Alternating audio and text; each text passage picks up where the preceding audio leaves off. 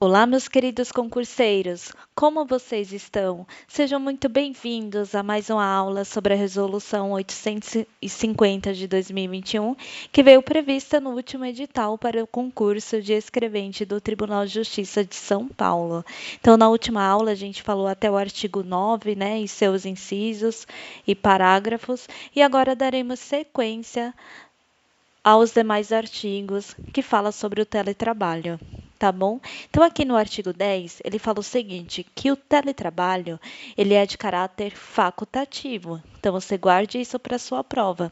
Ele não é obrigatório, ele é de caráter facultativo e é realizado no interesse e a critério da administração. Então, quando você pede ali o teletrabalho, vai ser realizado um estudo para ver se tem um interesse e se também está dentro do critério da administração. E isso é muito importante. Também fala aqui, ó, no artigo 10 que dependerá, então, ou seja, o teletrabalho dependerá de apresentação de requerimento. E esse requerimento ele é feito por meio de formulário próprio, né, do Tribunal de Justiça, do qual constará a autorização prévia do desembargador, juiz ou gestor da unidade. Então, dependendo de onde você trabalha, se é no cartório, se é no gabinete, quem vai te dar autorização para isso, para o teletrabalho, é o desembargador, juiz ou gestor da unidade. Além de é necessário um compromisso do interessado, né, ou seja, ali do servidor, que irá, então ele vai firmar um compromisso que vai cumprir integralmente os parâmetros e deveres previstos no ato e no manual de orientação de teletrabalho, bem como ele deverá apresentar uma declaração expressa de que o local em que ele irá trabalhar, né, por meio do teletrabalho, atende às exigências do Tribunal de Justiça. Então, leve para sua prova que o teletrabalho ele é facultativo, ou seja, não é obrigatório, e ele vai ser realizado mediante o interesse e a critério da administração. Para pedir, né, é necessário pedir, ou seja, um requerimento por meio de um formulário próprio, além de que uma autorização prévia do desembargador, juiz ou gestor da unidade e também uma declaração expressa, né, de que o servidor possui ali os meios, né, exigidos para o teletrabalho. Tá bom? Então vamos seguir da sequência aqui. No parágrafo 1º, a participação do servidor no teletrabalho será informada à Secretaria de Gestão de Pessoas, que é a famosa SGP, né? Quem vai informar isso? É o seu gestor, né? É a pessoa que te deu autorização para o teletrabalho. E essa né, informação, a SGP, né, de que o servidor está no teletrabalho, ela deve ser informada em até 10 dias úteis a partir da autorização. Então, foi autorizado o seu teletrabalho, então tem que ser informado a SGP em até 10 dias úteis. Guarde isso para a sua prova. Tá bom? E esse teletrabalho, ele é o quê? Temporário, né? Determinado? Não, o teletrabalho, ele é indeterminado, ou seja, não tem um tempo, não tem um prazo, né, determinado para você ficar em teletrabalho, tá bom? Então, ele é indeterminado, e isso é importante para a sua prova. Então, ele é indeterminado enquanto presente as condições estabelecidas na resolução, ou até que ocorra uma das hipóteses de desligamento. Então, se o servidor foi exonerado do cargo, né, sofreu alguma punição, né, algum outro tipo de desligamento, aí, né, vai ser extinto aí esse teletrabalho, tá bom? Parágrafo 2º. As autorizações para a realização de teletrabalho dos servidores serão publicadas no Diário da Justiça Eletrônico. Então, assim, eu pedi uma autorização, como eu sei se foi deferido ou não? vai sair no DJE. Funcionário fulano de tal está apto para realizar o teletrabalho. Mais ou menos assim. Então, vai sair ali a publicação da sua autorização, permissão para o teletrabalho no DJE. Parágrafo 3º. Os nomes dos servidores autorizados a realizar o teletrabalho serão disponibilizados no portal da transparência, com a atualização mínima semestral. Então, todos os órgãos públicos precisam ter um portal da transparência. Nesse portal ali é informado o salário, quais pessoas são funcionários daquele ente. Então, assim, no portal da transparência também vai ser ali disponibilizado que você é um servidor que está em teletrabalho. Próximo, parágrafo 4º.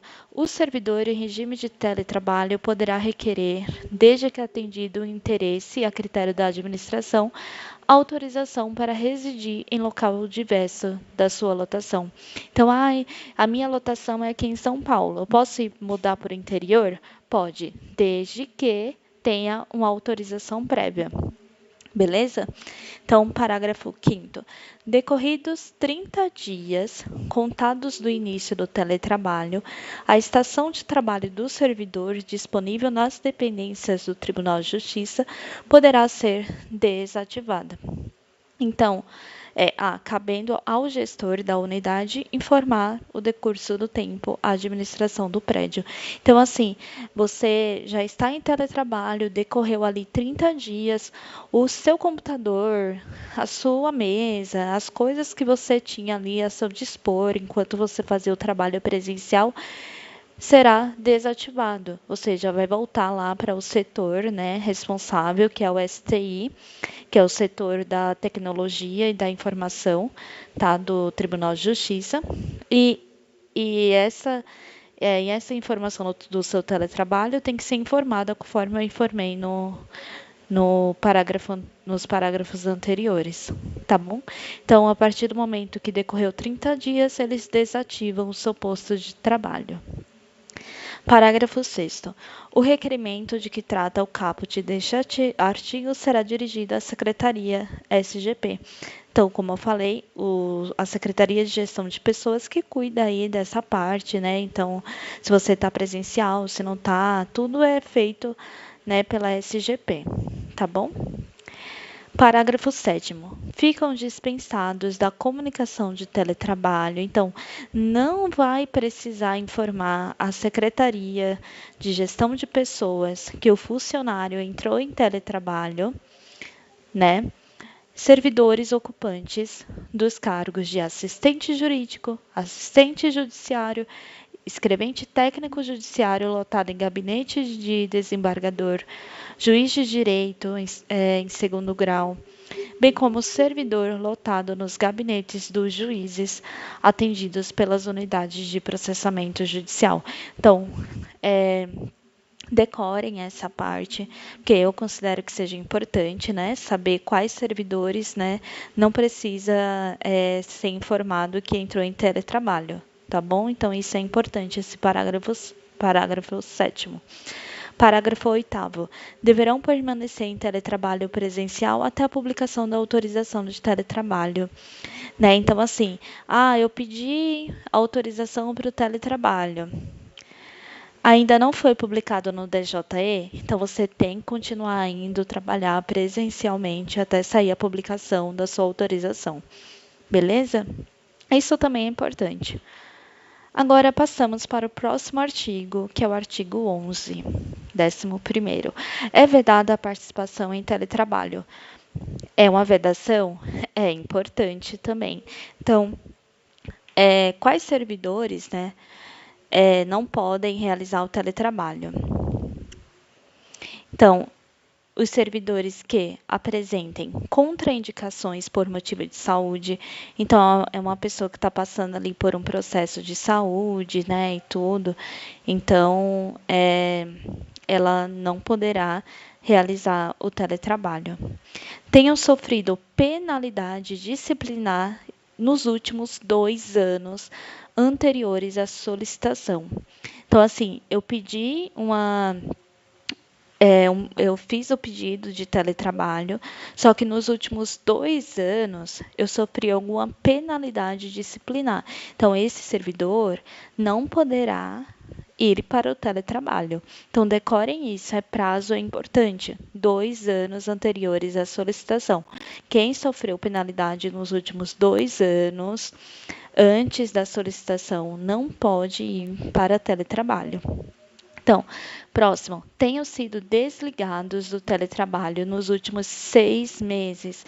Então, a pessoa estava em teletrabalho e, por algum motivo, ela foi desligada, não pode mais realizar esse teletrabalho nos últimos 6 meses. Então, essa pessoa também não poderá ter uma nova autorização de teletrabalho. Tenham sido relotados pelo processo de remoção nos últimos 6 meses. Então, nos últimos 6 meses, esse servidor foi removido para outra comarca, enfim, ele também não poderá fazer um novo pedido, tá bom? Para quem tem dúvidas do que seria um processo de remoção, né? Então, dentro do TJSP, é um procedimento interno, né, periódico e regulamentado, que os servidores, principalmente os de cargos efetivos, solicitam a alteração do seu local de trabalho para uma comarca ou unidade diferente. Então, ele ocorre assim, ex officio do próprio servidor. Tá bom? Próximo. Inciso 5. Não tenham alcançado o conceito positivo na avaliação de desempenho mais recente. Nos vídeos anteriores, eu comentei sobre o inciso que fala, né, que deve haver uma avaliação periódica do servidor que está em teletrabalho. Então, caso esse servidor não tenha alcançado ali uma avaliação positiva, né, então ele também não poderá realizar o teletrabalho.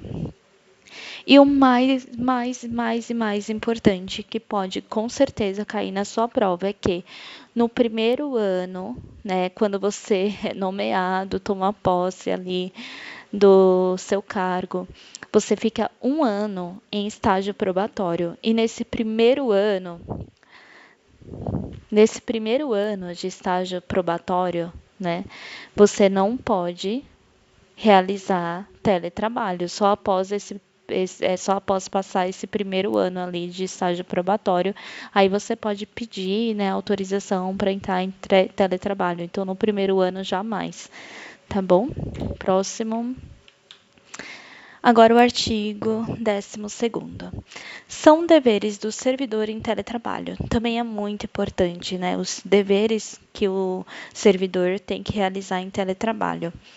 São deveres: cumprir a meta de produtividade estabelecida com a qualidade exigida pela chefia imediata e pelo gestor da unidade. Então, que o seu trabalho seja produtivo e com qualidade.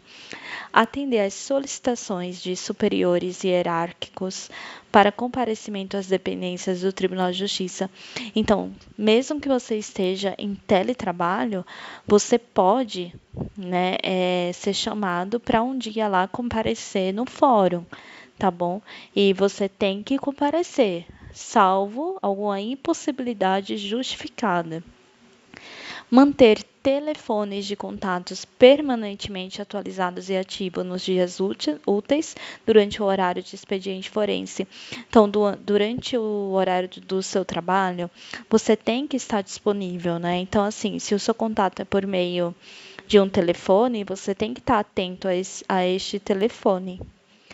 Consultar diariamente, isso é extremamente importante para a sua prova, que você deve consultar diariamente sua caixa de correio eletrônico, né, institucional ou outro canal de comunicação previamente definido, bem como o portal do Tribunal de Justiça. Então, diariamente você tem que verificar a sua caixa de correio eletrônico. Manter seu gestor informado por meio de mensagem, né, dirigida ao correio eletrônico ou outro canal de comunicação, acerca da evolução de trabalho. Então, ali uma dúvida, metas, bom, enfim, qualquer coisa ali relacionada ao seu trabalho, você tem que manter o seu gestor informado. Preservar o sigilo dos dados acessados de forma remota, né, mediante observações das normas internas, né, manter atualizados os sistemas informatizados instalados nos equipamentos em uso. Cumprir diretamente as atividades atribuídas em regime de teletrabalho, sendo vedada a utilização de terceiros, servidores ou não, para o cumprimento das metas estabelecidas. Então, o servidor em teletrabalho jamais poderá atribuir as suas atividades a terceiros, tá bom? Participar das atividades de orientação, capacitação e acompanhamento ao teletrabalho, sempre que assim determinado pela administração. Então, tem um cursinho ali de atualização, você tem que fazer. Participar das reuniões periódicas com o gestor da unidade, observar as regras do termo de confidencialidade subscritos no ato da posse. Então, no ato da posse, você vai assinar ali um termo, né, de confidência sobre as questões do Tribunal de Justiça. Não manter contato com partes ou advogados sem a ciência prévia do seu gestor. Providenciar e manter as suas expensas, isso já foi citado em artigos anteriores. Então, isso é muito importante. O servidor em teletrabalho, ele precisa ali, mediante as suas custas, né, o servidor que paga, estruturas físicas e tecnológicas necessárias ao desempenho das atividades do cargo ou a função, atendidos os requisitos ali mínimos, né, estabelecidos pela STI, Secretaria de Tecnologia da Informação. Tá bom? E é isso, pessoal. Chegamos ao fim de mais uma aula. Eu prometo que eu trago mais uma aula sobre os demais artigos. E se você chegou até aqui e gostou do nosso material, da nossa aula, eu aconselho que vocês entrem lá na plataforma Hotmart. A gente tem uma apostila que é muito acessível e abrange ali toda a matéria que veio no último edital, né, de 2025 para o concurso de escrevente.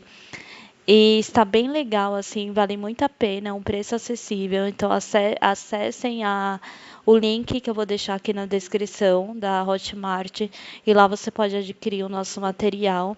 E sigam a gente nas redes sociais, a gente tem o Instagram que é Decifrando o TJSP. Ativem o sininho aqui das notificações, curtam, comentem, isso é muito importante para nós, tá bom? Muito obrigada por terem ficado até aqui. E aproveitem as nossas aulas, estudem, estudem, estudem, não percam foco, que uma hora dá certo, tá bom? Um grande beijo para vocês.